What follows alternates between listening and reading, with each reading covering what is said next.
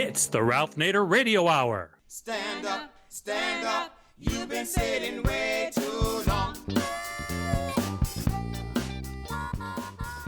Welcome to the Ralph Nader Radio Hour. My name is Steve Scrovan, along with my co-host David Feldman. Hello, David. Hello, Steve. Good to have you here as always, and it's also good to have the man of the hour, Ralph Nader. Hello, Ralph. Hello, and it's the hour of the 20th anniversary of the criminal invasion by Bush and Cheney of Iraq. That's right. 20 years ago, the United States invaded Iraq. It wasn't the first time the U.S. invaded a sovereign nation. It wasn't the first time the U.S. lied to its global allies and sacrificed diplomacy at the altar of the military-industrial complex. It wasn't the first time a U.S. president subverted Congress and the Constitution to wage war. It wasn't the first time the U.S. government allied with the American press to lie to the public about why we were killing and dying overseas. It wasn't the first time the American people were manipulated into giving up their civil liberties and embracing xenophobia in the service of a war on boogeymen. And it wouldn't be the last time. Today, we're looking back at the U.S. invasion of Iraq, a war that the George W. Bush administration started by lying to Congress, the public, and NATO to start. A war that cost the U.S. nearly $3 trillion, killed more than 4,400 U.S. military personnel, and wounded another 32,000, and killed between 275,000 and 306,000 Iraqi civilians. It destroyed the government and infrastructure of Iraq, increased global terrorism, and exposed the United States as untrustworthy hypocrites in international diplomacy. Our guests today will be Dahr Jamail and Matthew Ho.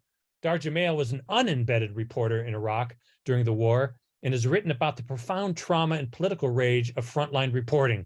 Matthew Ho is a veteran of the U.S. Marine Corps and the U.S. State Department and was deployed during Iraq's occupation. We'll speak to Mr. Jamail and Mr. Ho about their thoughts on the enduring legacy of the United States invasion of Iraq. As always, somewhere in the middle, we'll check in with our corporate crime reporter, Russell Mokhiber.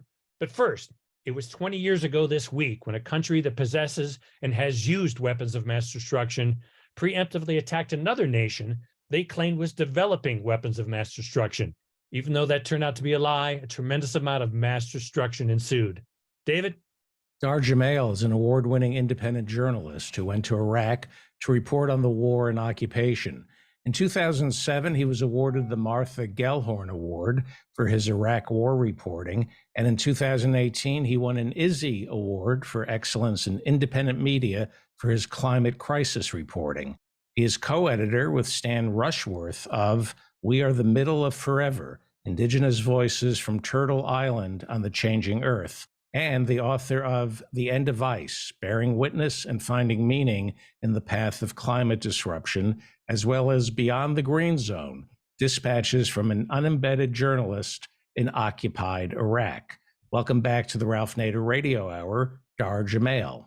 Thanks a lot, David. Great to be back. And Matthew Ho is a senior fellow with the Center for International Policy. Mr. Ho took part in the American occupation of Iraq, first with a State Department reconstruction and governance team, and then as a Marine Corps company commander. When not deployed, he worked on Afghanistan and Iraq war policy and operations issues at the Pentagon and State Department.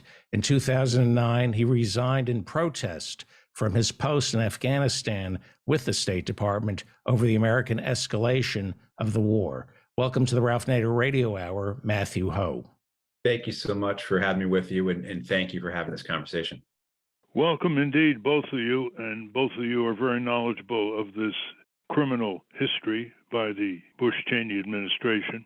We had on recently a retired judge, Andrew Napolitano, who was for over 20 years the legal commentator on Fox News, and who called years ago, as well as renewed his call, that the Justice Department should criminally prosecute George W. Bush and Dick Cheney for war crimes. This was an invasion based on lies. Ron Paul, the congressman from Texas, said Bush and Cheney lied their way into the Iraq War. There were no weapons of mass destruction. The claims were based on lies, misleading witnesses that had an axe to grind, and terrible reporting by newspapers such as the New York Times, one of its darkest chapters in its long history. Before the invasion on March 20, called shock and awe imagine a phrase like that, so befitting of an empire. Before that started, one group after another desperately tried to reach George W. Bush to speak with him in the White House. Some of these groups had come back from Iraq and had firsthand information. These groups wrote letters. They're all on nader.org for you to peruse. These letters were by veterans groups, church groups, physician groups, business groups, labor groups, consumer groups, political scientists, local public officials, women's groups, student groups, and even retired intelligence officials groups. And none of them found the White House even acknowledging their letters, much less having a meeting. So this was a criminal operation from day one. Bush later admitted that oil had an important factor, but they justified it on overturning the dictator Saddam Hussein, who was our dictator for many years because he was anti-communist and he was against the clerical regime in Iran. And we gave him all kinds of weapons, intelligence, even the materials that were made into chemical weapons. That's been documented by a hearing in the U.S. Congress. So with that background, Dahr, I want to ask you to back up a bit because you witnessed the results of a horrible crime under George Herbert Walker Bush, the so-called first Gulf War, which was easily preventable because some 20 or more years before, a dictator in Iraq had his tanks rumbling toward Kuwait, and the British sent a team of paratroopers to Kuwait, and the dictator rolled his tanks back to Baghdad. That could have been done to avoid the first Gulf War, but the regime of George Herbert Walker Bush, hailing from oil-rich Texas, had other reasons for not preventing that war. And he bragged about precision missiles because he wanted to tell the American people that the missiles were not going to blow up civilians. And deep in a shelter in Baghdad, over 600 women, children, and men were huddling in an air raid shelter when shock and awe was underway. Could you describe that? Thanks, Ralph. Yeah, the Amaria bomb shelter is what it was called. And it was back during the so-called first Gulf War when all of the media was beside itself with excitement in these so-called precision weapons. And it was one of these dark, dark parts of U.S. history that when I was educating myself, doing background on U.S. policy in Iraq over the decades, that was one of the things that jumped out and really underscored how intensely the Iraqi people had been suffering as a result of U.S. policy there over the decades. And that bomb shelter, it was between 400 and 500 people, men, women, children, elderly, who were sheltering in there during the air attacks of the first Gulf War. And Bush clearly used it to make a statement where launched a guided missile straight down literally the roof of the bomb shelter. So when I went into Iraq my first trip, I was very, very moved by this and wanted to see it with my own eyes and felt it was something that people need to know more about. And so I went there. It was the first place I went once I got myself landed in Baghdad in late 2003. And you walk into the place and you can feel the loss of life. And there's literally a bomb crater coming through the roof, almost like an upside down flower where the rebar is kind of spread out in a perfectly circular symmetry from where the weapon punched through the roof, and then a giant crater in the concrete floor underneath it. And there are flowers and pictures of the deceased just spread all around the inside of the area. And there are parts of the walls where people's flesh were literally seared into the wall, literally smooth parts of the wall where you can literally run your hand across and feel the difference in the smoothness of the wall from where parts of people's body and their flesh were literally burned into the wall. And it's something that the American people, just like the rest of this war, the deep, deep permanent impacts on the Iraqi people and the American soldiers that went there, and the aftermath that, as horrific as this story is, this is the kind of thing that people absolutely need to understand, that this is what the government of this country has done and continues to do in various ways today. And it was one of those occurrences that I really felt it literally impacted me deeply enough that like, this has to be known. We need to start there as people need to know the truth of what's being done in their name. Name it again. The Amaria bomb shelter. Seared in the memory of the Iraqi people, almost totally forgot by the American people, in whose name the first George Herbert Walker crimes were committed. The U.S. military, ordered by George Herbert Walker Bush, also blew out the drinking water systems, the electrical systems. It was an attack on the civil infrastructure, which led to a lot of collateral human damage, as the phrase goes: deaths, refugees, families without water, electricity in one of the hottest places in the world, and much more. Well, not to be outdone, his son, George W. Bush, with Dick Cheney goading, launched a long-planned invasion of Iraq. In fact, right after George W. Bush reacted to 9/11, the planning started with Secretary of Defense Rumsfeld and other military officials to take down Saddam Hussein, who they accused was involved in the 9/11 attack, another lie that was proven to be the case, both at the time and subsequently. Now, Matthew Ho, you were very much involved in this, and I think our listeners would like to know about the evolution of your thinking as you spent 1 month after another, both in Afghanistan and in Iraq. Could you describe your experience and what led to the position that you finally took? Yeah, thanks for having me with you, Ralph. It's a real honor to be with you and to be with Dahr. The evolution, I think, was one where I think a lot of people, we deny our current generation's role in history. We think that somehow we are exempt from what came before us. So you can understand the fine details or the broad contours of American history. You can understand things, how the doctrine of discovery led to manifest destiny. You can understand how the genocide of the first peoples here, the African slavery, the conquest of Hawaii and the Philippines and Puerto Rico, and leads into what happens in Central America. You can understand all that, but then you can then say to yourself, but my generation is different.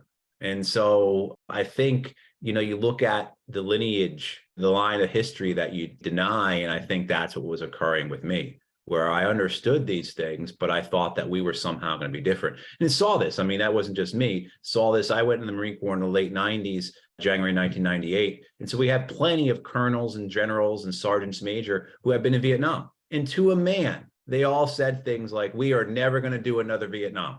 And then, of course, we had 2 Vietnams within a few years, right? Afghanistan and Iraq. I think one of the things that we do is we compartmentalize periods of history, or we assign arbitrary start dates. One of the things Chris Hedges just reminded me of, maybe I didn't know it, maybe I've forgotten it, was that, in 1972, the United States was providing weapons to the Kurds in Iraq at the behest of the Shah of Iran to try and overthrow the government in Iraq. I was born in 1973.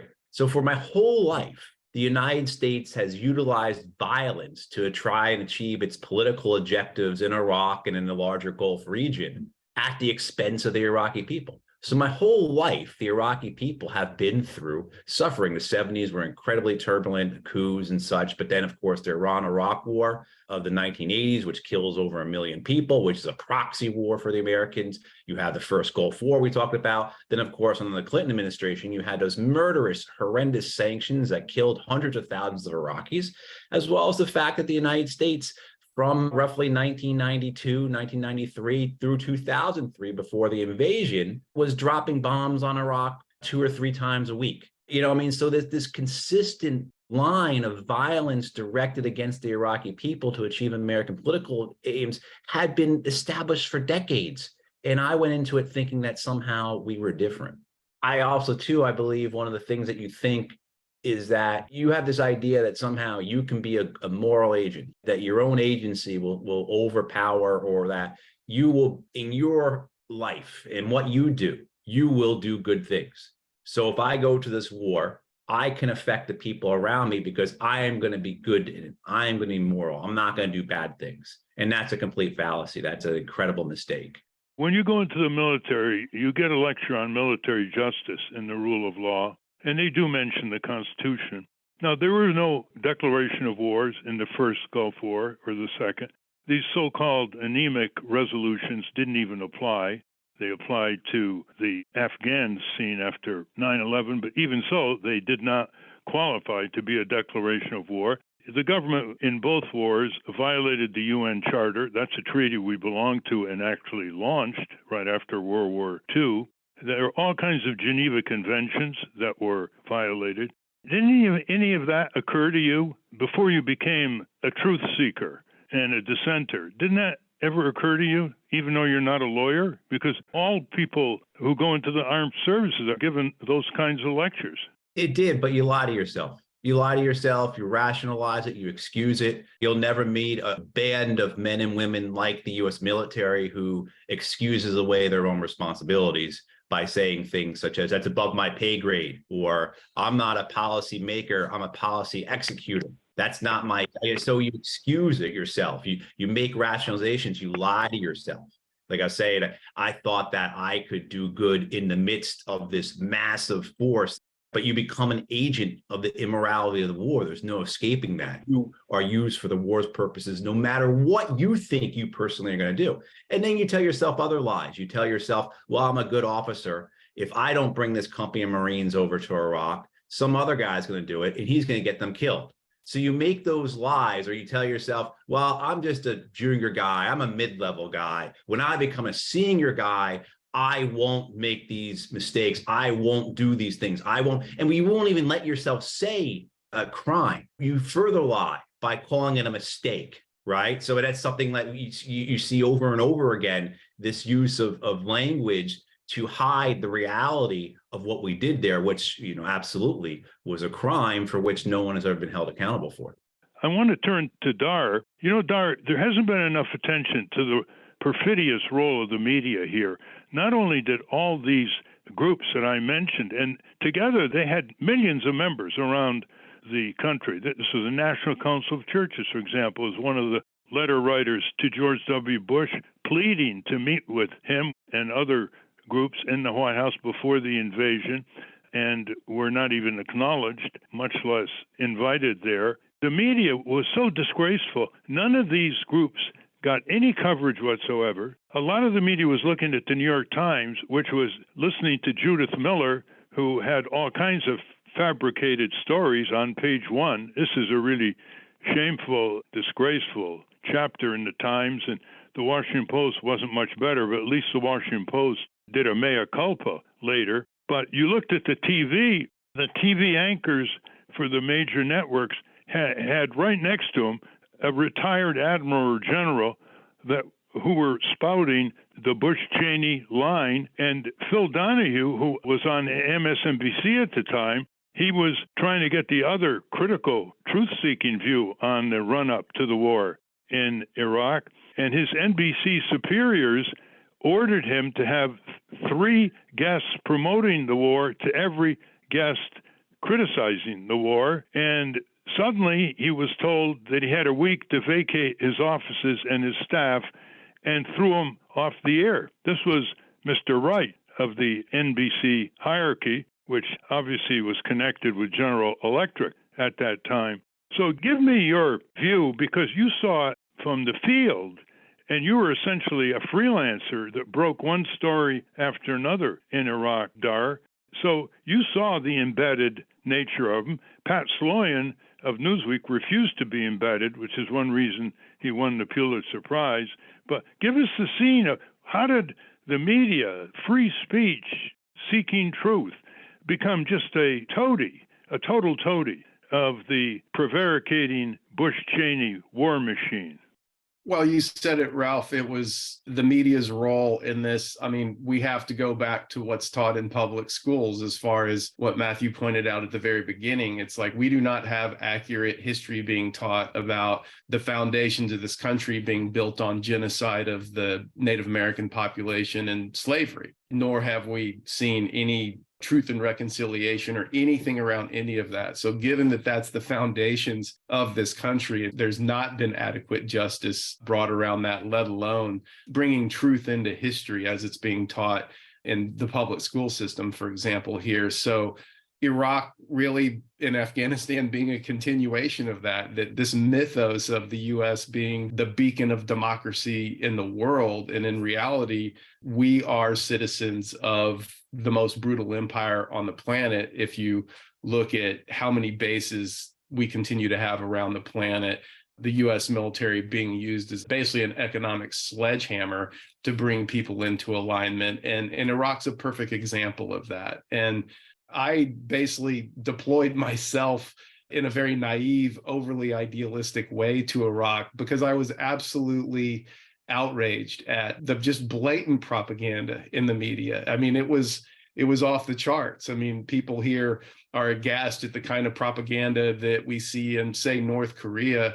Yet, if you look at the media coverage during the lead up and the selling of the war to Iraq, I don't think we really can stand on any firm ground in pointing the finger at a regime like North Korea for having propaganda.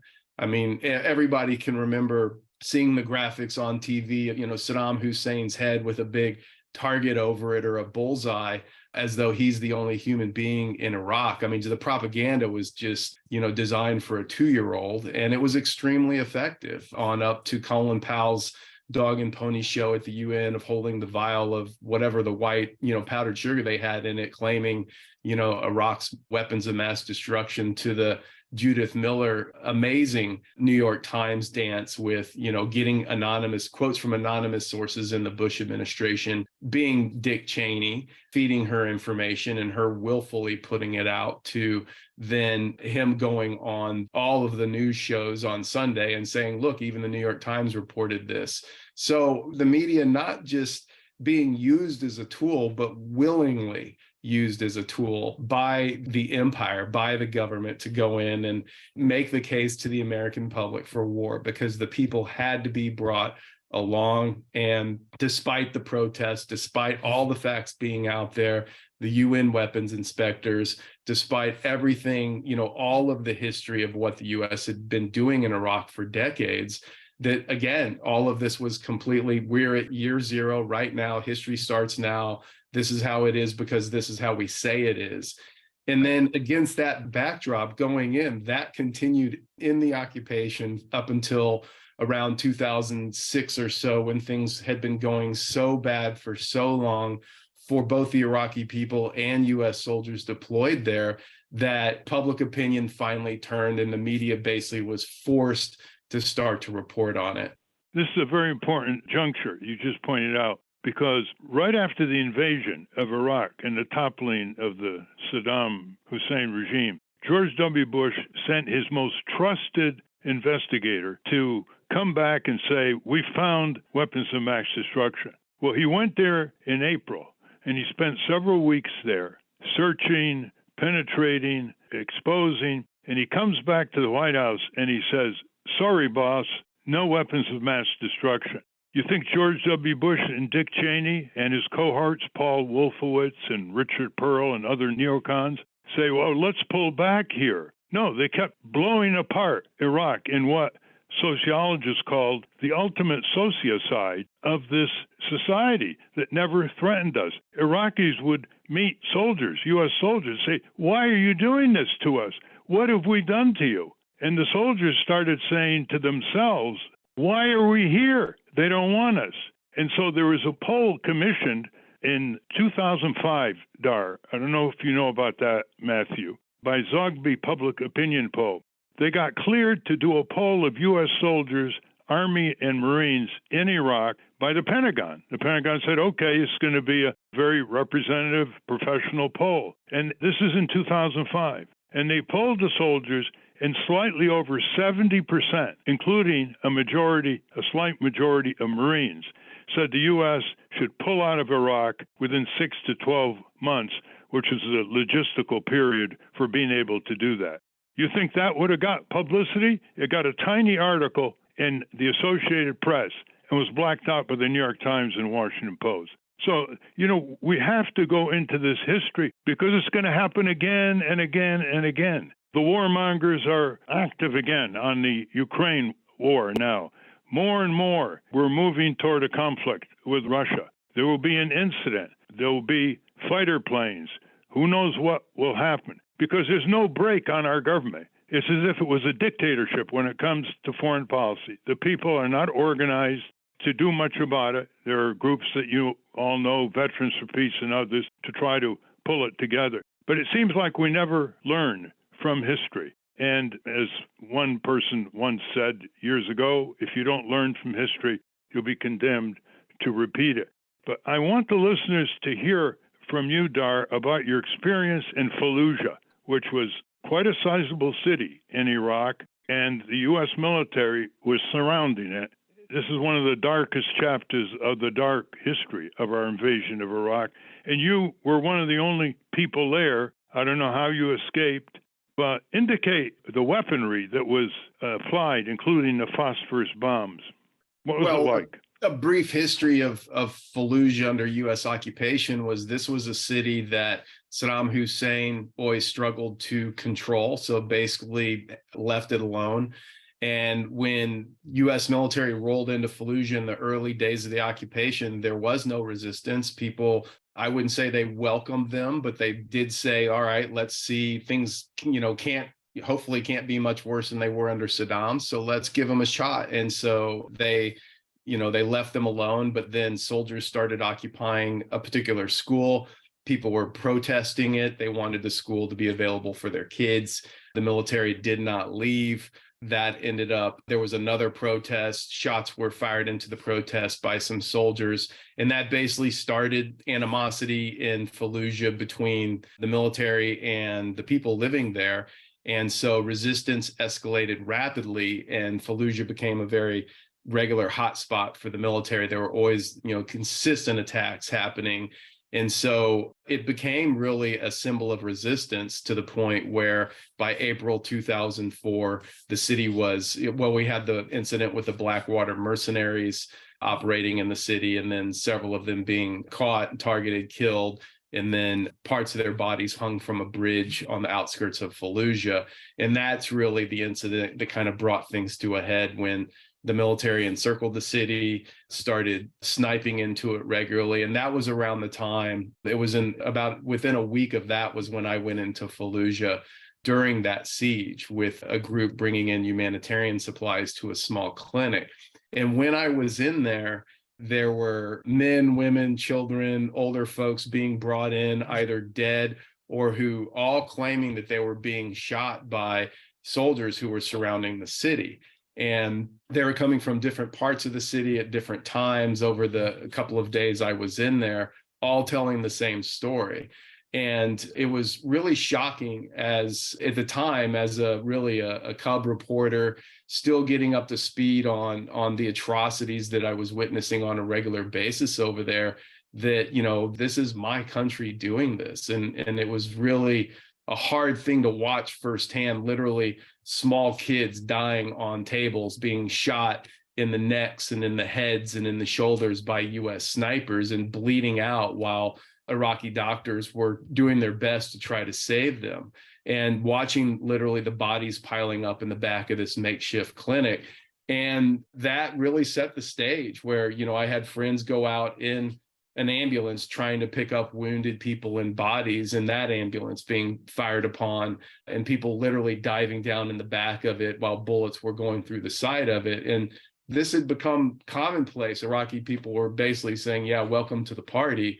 This is what's being done here. And then that set the stage. The city couldn't be taken during that month without what would later have to be done was, full scale assault using a lot of air power and artillery.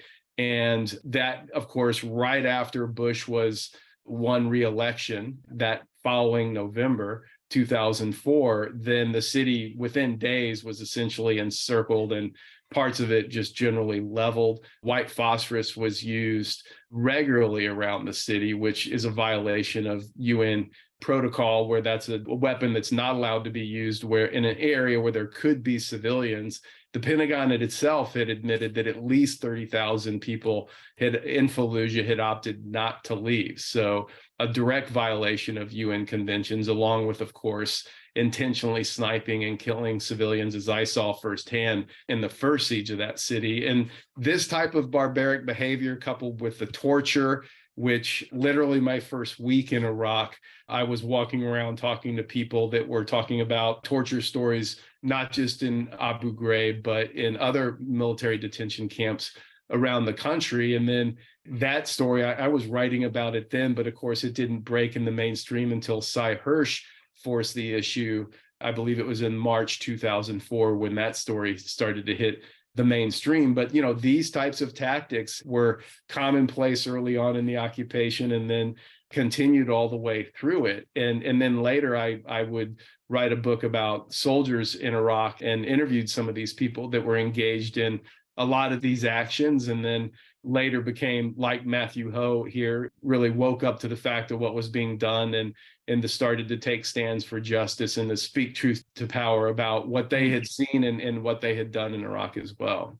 And back in Washington, there was like a rabid two-party support. You probably remember when John Kerry was running for president, he was asked about Iraq, and he said, well, he would have put more soldiers in Iraq. There weren't enough. And then he made the infamous statement that he wouldn't have quit Fallujah.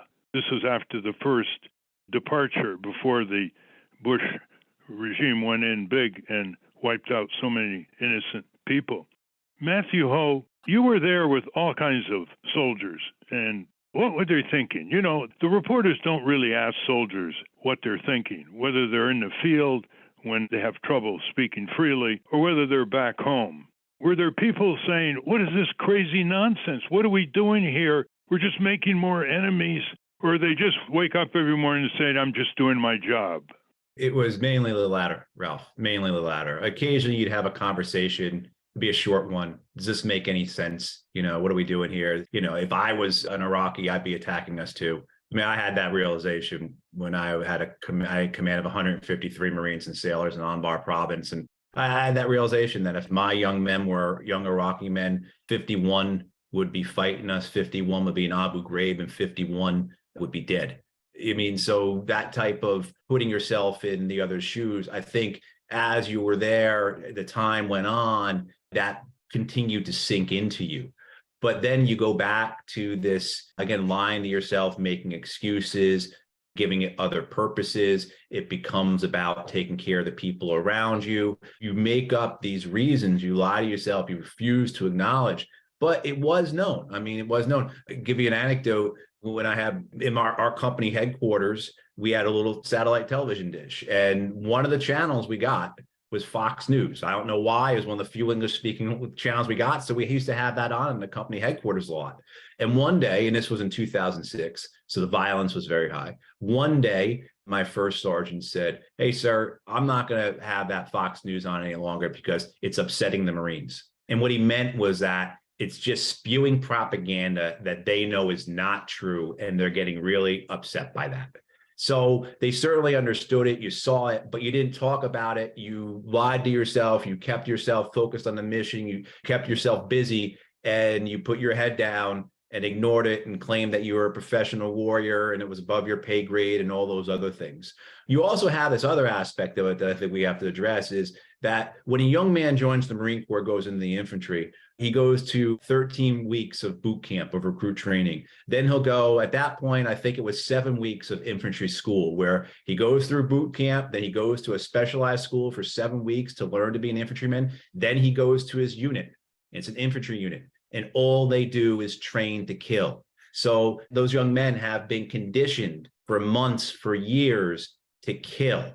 And it's a scientific conditioning. It's based upon extensive academic research as to how to best condition young men to kill. And then you put them in the bubble, you put them in a culture of the Marine Corps, worships violence, worships the history. The Marine Corps is what keeps America safe. It goes out and kills the bad people. And then you send them to a war like Iraq, and you tell them that you're going to avenge 9/11. You are going to protect your family, your neighbors, your friends from another attack. You call everyone over there terrorists. And so you can start to see how that bloodletting, that bloodlust is so easy. And one more thing I want to bring up, and Dahr was talking about this in references, the level of violence in Iraq and the Iraq war, I don't think people appreciate. Even the numbers that we state in terms of the number of Iraqi civilians killed directly are way, way below a level estimate. The Iraq body count is typically the organization that's cited. Well, the Iraq body count gets its numbers by utilizing media reports, English-only media reports, to count up how many Iraqis were killed in the war. So you just on that basis alone, you know it's a severe undercount. But the other thing, too, is you look at the number of Americans killed in this war. You have 4,500 American soldiers killed in the Iraq war. There were 3,600 contractors also killed in that war, who in any previous war, before the privatization of the military and the outsourcing of war, would have been wearing a military uniform. So you have to add that 3,600 in there. But we also had medical care and body and vehicle armor that allowed us to survive things that would have killed us in the early parts of the war, let alone in previous wars. And the best way to understand how great the volume of violence was, and the numbers are conflated because you can't really pull the Iraq war apart from the Afghan war when you talk about American veterans, because so many went and were involved in both wars. But VA estimates at least 250,000 American veterans have traumatic brain injury from their time in Iraq and Afghanistan. I mean, it's an astounding number, but that's what they keep coming back to. And that's because, again, we were surviving attacks, explosions, blasts, bullets that in previous wars would have killed us. And so you understand the magnitude of that. I mean, I had Marines in my command who survived 10 roadside bomb attacks on their vehicles in one 7-month tour. It's even worse, Matthew. The number of soldiers who got sick, who were injured, there was sandfly disease, there were all kinds of ailments coming their way from being in the field. They were sold contaminated water from U.S. contractors in Kuwait in the early months of the war. And we found that the Department of Defense was not only lowballing Iraqi casualties, they were lowballing U.S. casualties. They couldn't lowball the fatalities, but they were lowballing the number of injuries. First, they disregarded the sickness and the disease, and then they defined injuries as only those incurred in a firefight, not going to the fighting area or injured in other ways in Iraq. And we proved this because we filed the Freedom of Information request and we got that information back, and they admitted it. And it was on 60 Minutes for a program where they interviewed a paraplegic who went back to Illinois, and he said, "I'm not even injured enough to be counted," he said, in a haunting segment on the 60-minute program. My Marines used to go out and look for roadside bombs, called route clearance.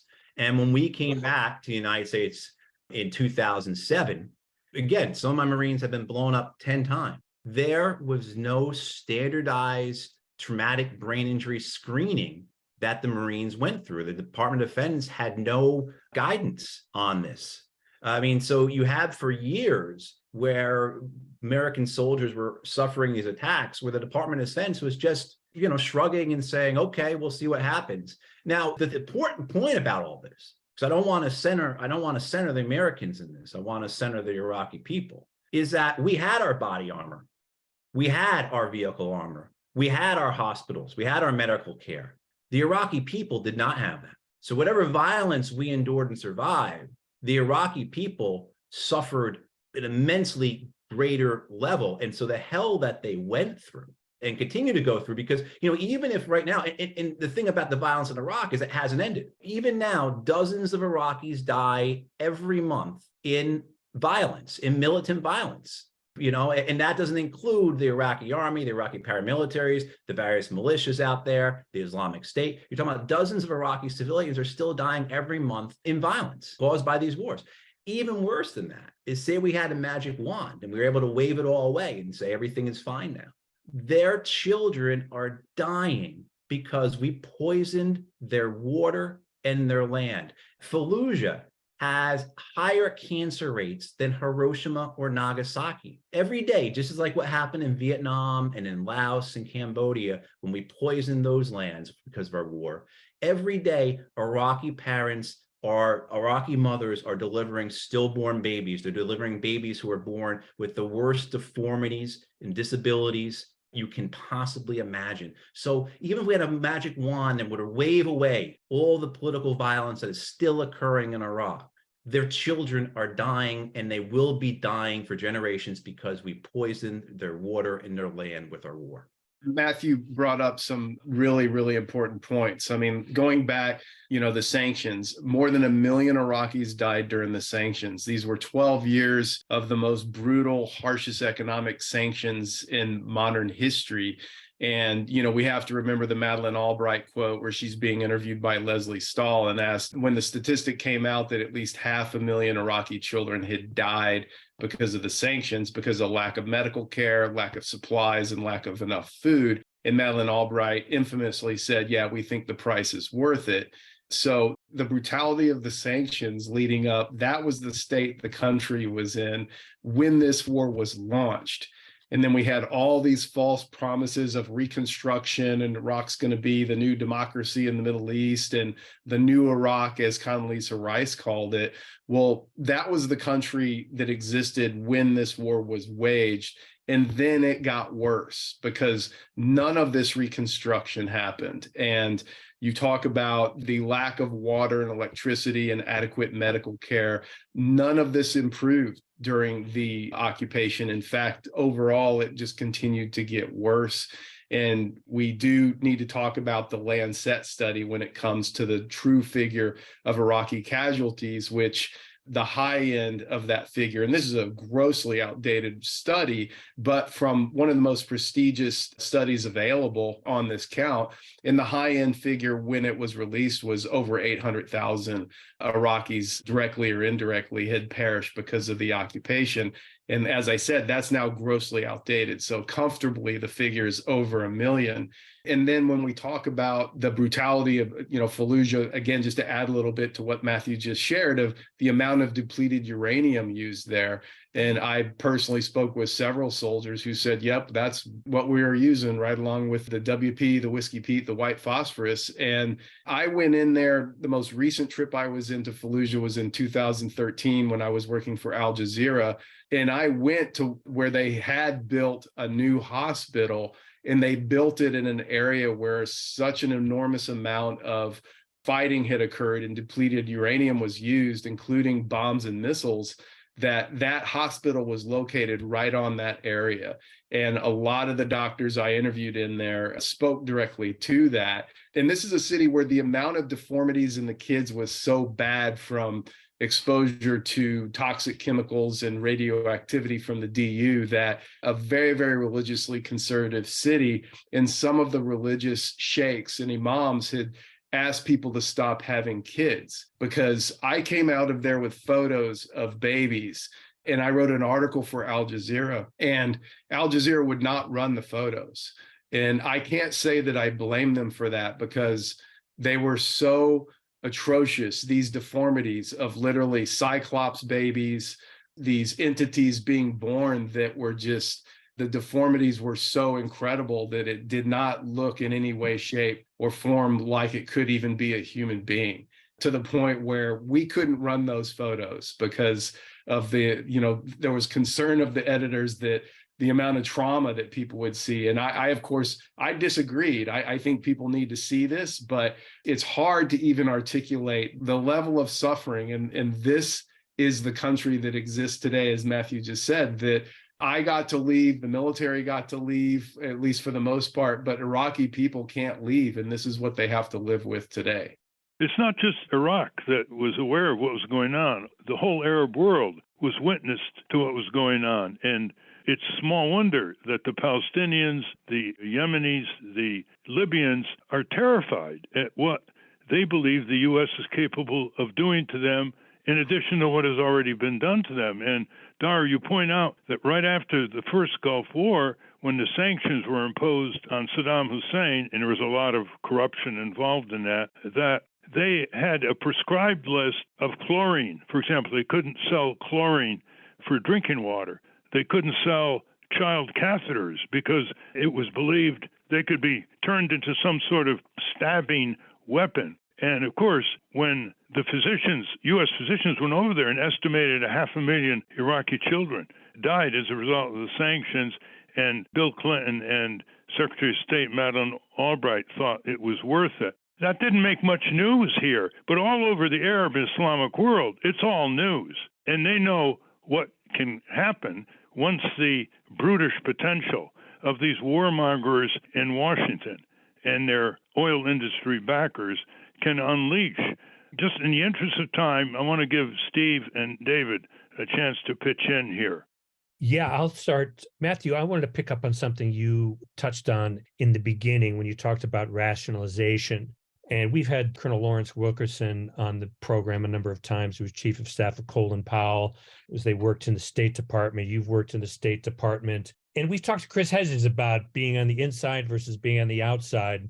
Is it possible, say you were Colin Powell, and I'm sure, he's a good soldier, and he feels that I will be more effective doing this on the inside, and yet he does that presentation at the UN. When you're in the system, is it possible to make change, or is that just a pipe dream?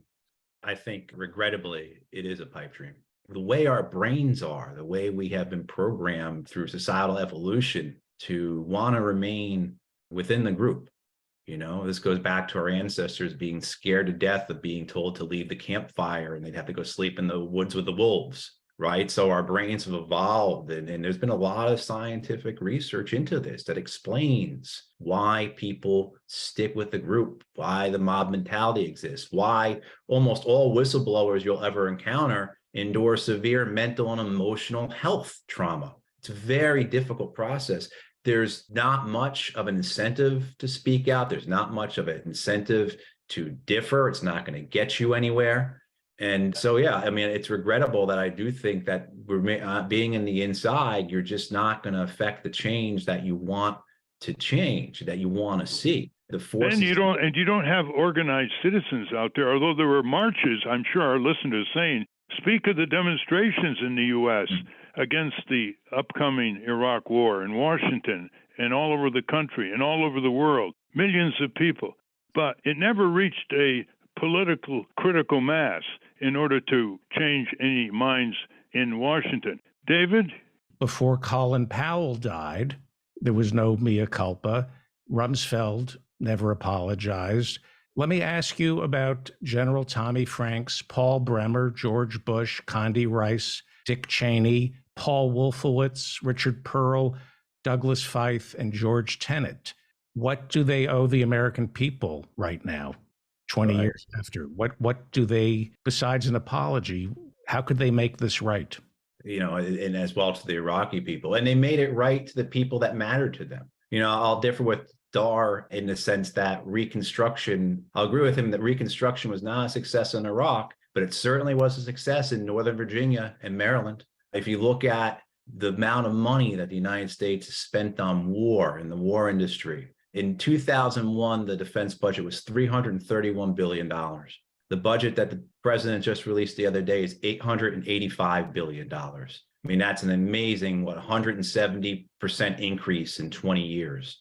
And if you know the Washington, D.C. area, you know where that money went to. It's been totally transformed. It used to be places like Silicon Valley and New York, Tulsa and Dallas because of the oil, right? Those used to be the wealthiest parts of the United States. But this century, the wealthiest part of the United States are the D.C. suburbs. If you look at whatever different type of ranking you have, 5 of the top 7, 6 of the top 9 counties, wealthiest counties in the United States are DC counties. And where'd that money come from? It came from the wars. Because if we look at the budget, the federal budget over the last 2 decades, you can see that non-defense discretionary spending has either remained flat or has declined over the last 20 years. You have to take out the Veterans Administration to get this number correctly. So any spending other than Department of Defense or veteran spending and some militarized police spending The entire federal discretionary budget has either remained flat or declined over the last 20 years, right? Even as we've gained 50 million Americans over that time. So the war was a great success for certain people. And that's who these people, these Bremers, these Bushes, these Cheneys, these Wolfowitz, owe their loyalty to. I think they're criminals, and I think the same of those who populated the Obama administration. It's the same small group of foreign policy cabal that, perpetuates this American empire. And, I do also want to go back real quick to something Ralph said, though, about the political aspects of this. We cannot forget that in the 2006 midterms, the Iraq War was the most important aspect of that election. In 2008, you had a candidate that was viewed as an anti-war candidate. He certainly didn't perform as a president, as an anti-war president, but Barack Obama beats Hillary Clinton. And a lot of people will say that was because of the Iraq War. He was pro-Afghanistan. He was pro-Afghanistan in 2000. Oh, yeah. I mean, by a massive amount. I mean, let's not forget President Obama, by 2011, there's a 250,000 man army in Afghanistan, 100,000 American troops, about 40,000 NATO troops, and 100,000 contractors. So he was for a big war. But this is one of the things, too, about what the Iraq War and the Afghan War does in terms of lasting effects on how the United States conducts wars now. After the political consequences, and the only thing that saves, I think, Obama from political consequences from his Afghan surge is the fact that 10 million Americans were in the process of losing their homes because of the Great Recession. I think what you have then, what occurs is the White Houses and the Pentagon look at these wars and say, we cannot politically be invested in a war where there are American troops coming home. Even though we're not covering the arrival of the coffins at Dover, we cannot take these losses. And so starting in the Obama administration, you see a shift to how America fights its wars now, where the wars need to remain hidden. So you use proxies, you use contractors, you use drones, you use special operations troops, right? And keep these wars hidden. And that's how we can have, and this is according to Brown University Cost of War, journalists like Nick Turse. We've had American troops in combat in 17 countries in the last decade. And almost no Americans know this. And I would venture to say almost no members of Congress know this. And so as long as you have other people doing your killing for you, the American public won't notice, and it won't have a political consequence. We've got to break through the mass media's obeisance to the military war machine in the American empire. Otherwise, we're just talking to the choir. Unfortunately, we're out of time. We've been talking with Dahr Jamail and Matthew Ho, and we want to have them tell us very quickly how people can contact them. Dahr? Sure. I maintain a website. It's simply my first and last name.net, dahrjamail.net. And thanks a lot for having me on the program, Ralph. And thank you, Matthew. And thank both of you for your ongoing work. Matthew? I'm the member of the Eisenhower Media Network. So if you go to the website, Eisenhower Media Network, Lawrence Wilkerson is actually a member of that as well. And you can find me on Twitter. I'm Matthew P. Ho, P as in Patrick, and the last name is spelled H-O-H. Listeners, please react. Give us your responses. Contact these brave people who have spoken out truth to power again and again and again. They want to hear from you. Tell them what you're going to do in your community. Tell them how you're going to contact your 2 senators and representatives. When the analysis is complete, Congress is the generic factor of complicity here, and they're using your own sovereign power to do this in your name. Thank you very much, Matthew Ho and Dahr Jamail. Thank you. Thank you. We've been speaking with Dahr Jamail and Matthew Ho. We will link to their work at ralphnaderradiohour.com. Let's take a quick break to check in with our corporate crime reporter, Russell Mokhiber.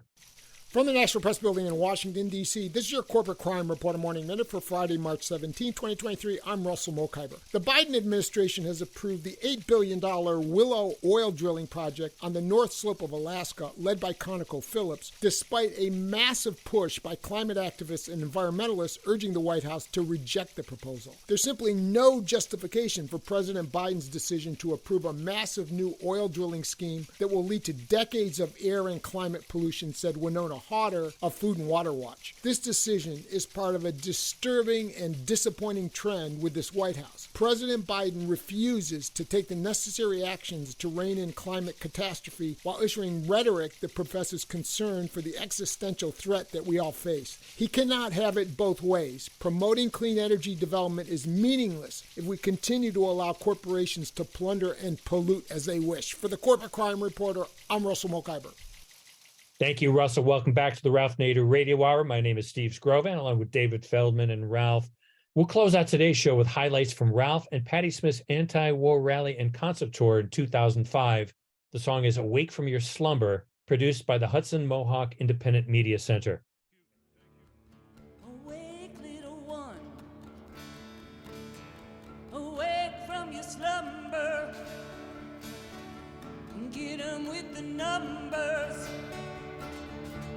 Get 'em with the numbers.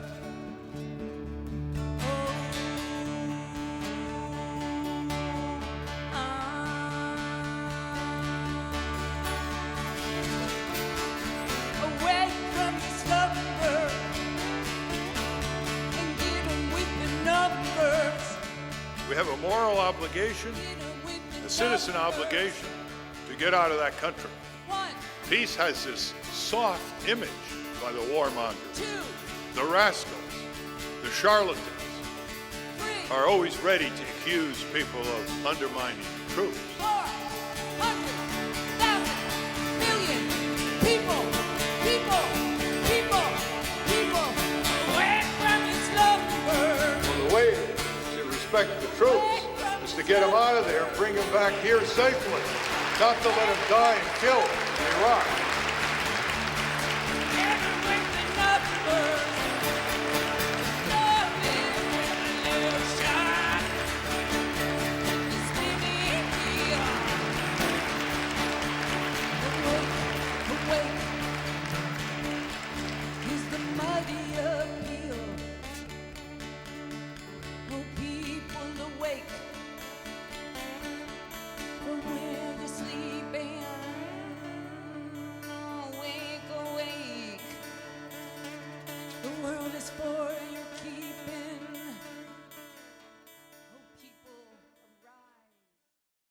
That's our show. I want to thank our guests again, Dahr Jamail and Matthew Ho. For those of you listening on the radio, we're going to cut out now. For you podcast listeners, stay tuned for some bonus material we call the wrap-up.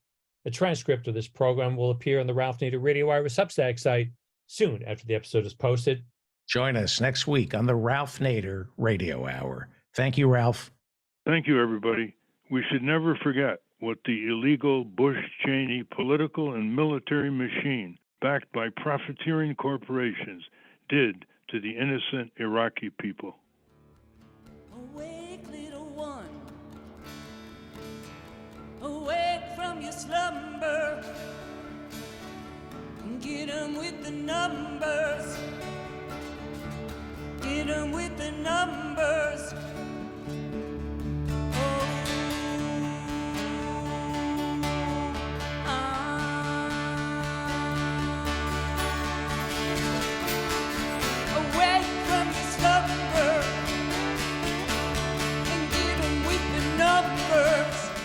We have a moral obligation, a citizen obligation, to get out of that country. Peace has this soft image